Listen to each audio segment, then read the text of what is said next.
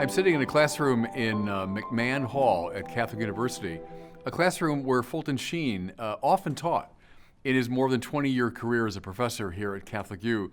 And I want to take it as an occasion to talk about Sheen as an intellectual. Fulton Sheen didn't just pop out of nowhere. I mean, the Sheen that we know, this great, popular, compelling preacher, came out of a long career as a serious Catholic academic.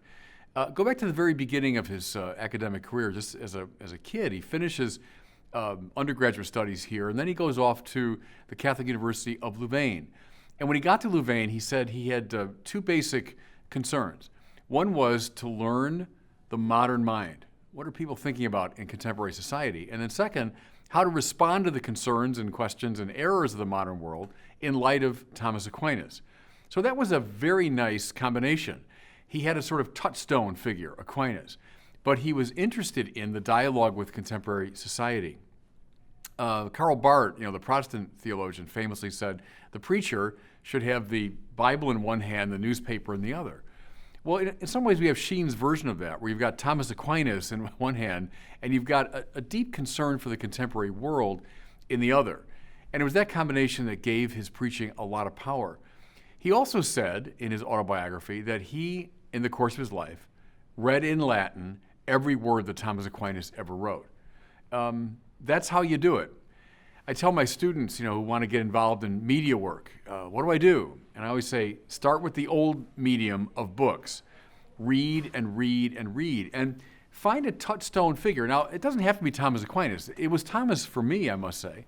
And he's called the common doctor of the church for that reason. But, if it's Augustine or it's some other great figure, okay. But find a touchstone and get to know that figure really, really well. Then look out.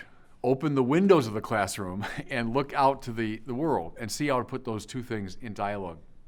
I also love this from Sheen's autobiography. He said he always tried to follow the example of Cardinal Mercier, or I should say the advice of Mercier to him.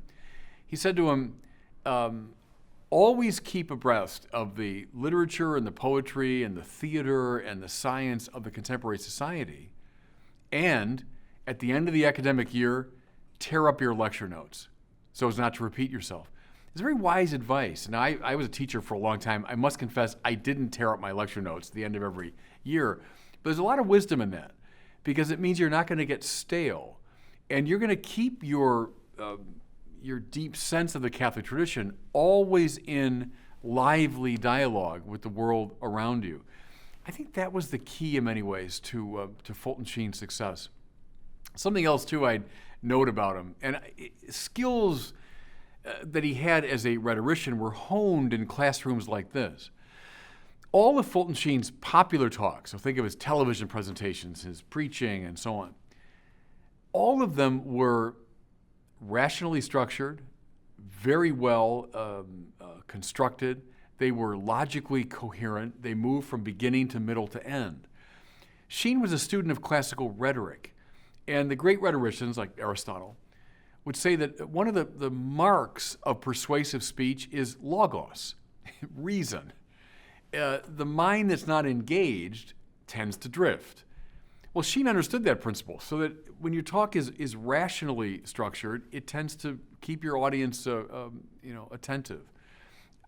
All of this business, he learned at places like this, Catholic U, and he honed the necessary skills in classrooms like the one I'm sitting in. And so when he burst on the scene, mind you, when he started his TV program, he was already in his mid-50s. So he had a long career as a teacher, as a preacher, and then it sort of blossomed forth for the whole world to see. But it was shaped in the intellectual tradition of the Catholic Church. Here's a final observation. I've been studying all these surveys, of young people today and why they're leaving, because they are leaving the church in great numbers. And they ask the young people, how come? Very often they give an intellectual reason. They'll say science and faith are incompatible, or the Bible doesn't make sense, or I don't understand the problem of suffering. How could there be a God if there's evil in the world?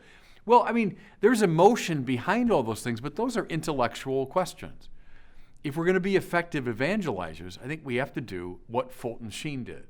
Get grounded in the very rich intellectual tradition, learn how to construct a coherent bit of rhetoric, and keep the windows of the classroom open and look out to the contemporary world, see what's going on, and how best to engage it. That's why, I think I pray will become a saint someday, but also he's just a model for anyone who's interested in teaching or preaching or evangelizing today.